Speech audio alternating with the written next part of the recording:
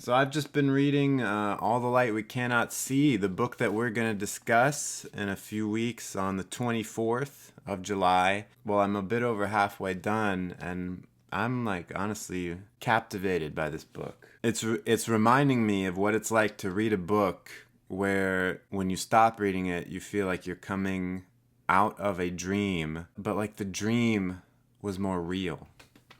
It's very good writing. I'm enjoying it very much. It's still not too late. If you want to get it and read it before the 24th, I highly recommend, so we can have a big discussion together. What I want to talk about today is something that I've kind of skirted around the edges of in a couple different videos and podcasts before. I'm going to delve into sort of a little bit of a new territory with it. And I call this the INFJ fatal error, or whatever. I'm not sure what I want to title it. This applies to everyone, not just to INFJs, but the reason I single out INFJs is not only because it makes you more likely to click on it, but because if an INFJ or an INTJ is going to fail at something, this is the thing that's going to really trip them up. I think it's going to affect everyone. It's going to trip up everyone at one point or another. But I think other types who don't have extroverted sensing as their inferior function, other types can pick up more easily that, oh, this is the way I should do things.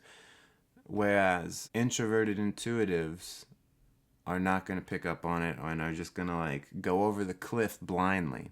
What is it, Frank? What is it? You've been teasing this long enough. This is going to sound harsh. You're not going to like this. What it is being so caught up in your goals, what you're trying to achieve, what the master plan looks like. Being so caught up in that you can't see the first step to take. And you, in a way, feel like you shouldn't have to take these small steps, that they're below you, that you're too good for them. That wording is a little inflammatory, I know, but that's sort of how it feels. For example, you want to create a business, or maybe you're already running one. The thing that's going to trip up an INFJ or an INTJ in business is because they don't want to do the little crap, or they don't even think to do it. They're like, why should I do this? The stupid stuff, the administrative stuff, the bookwork, the accounting, the little things that add up to it. All they want to do is what they went into business for, All I want to do is have some fun. I've got a feeling I'm not the only one. I went into business, man, because I wanted to sell encyclopedias. I didn't go into business because I wanted to do accounting work, or because I wanted to hire people, or because I wanted to, create a website. This is all BS that I don't want to have to deal with. Maybe they don't even think that. Maybe it doesn't even cross their mind. It's more like, I have to have a website? I have to do this BS? What? That's because with introverted intuition being the main function and taking up so much of our processing power, we neglect extroverted sensing. We don't even really see what's going on with it.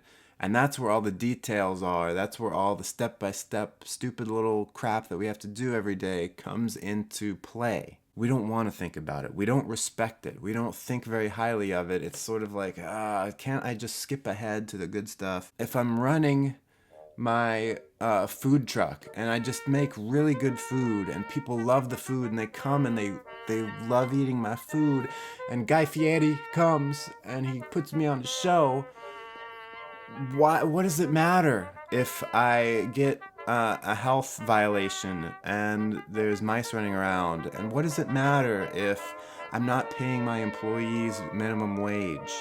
What does that stuff matter? Do I have to follow those rules? Because I think I've got the big picture. I'm making the greatest tacos you've ever seen in this town. Why should I do all this other BS? This is stupid. I hate this. Does that sound familiar? But yeah, you INXJs, this is what's going to kill you. This is what's going to murder your dreams. When you're writing your memoir about the things that went wrong in your life, this is what you're going to look at. And this is going to be the thing that you're going to have to overcome if you want to be somebody. If you want to be a contender. If you don't want to be some nobody from Palookaville. I forget the exact quote. What you've got to do, unfortunately, is you've got to do that icky thing that you don't want to do, and you've got to look at the stupid small steps that you've got to do to achieve the things, the big things that you want. And it can feel like, man, this seems so mundane. It's like I'm not even achieving anything. It's so stupid. I can remember when I was first learning to play guitar, I didn't want to do all the stupid lessons like learning scales and all that garbage. I just wanted to, I had a song. How do I play this song? I want to know how to play this. Get me to operational skill. Let's skip past what all the normal people do. I want the fast track, okay? And the thing is, if you are smart, you can get away with that so often. You can just glide past the beginning stages of things and kind of get competent at something without working too hard. And that trains you, at least in my life, it has trained me to be exceedingly lazy, or not lazy, but it makes me really hesitant to do anything where I know I'm going to have to start from zero or take really stupid, mundane steps. I can't take the banality of it, if I'm using that word correctly.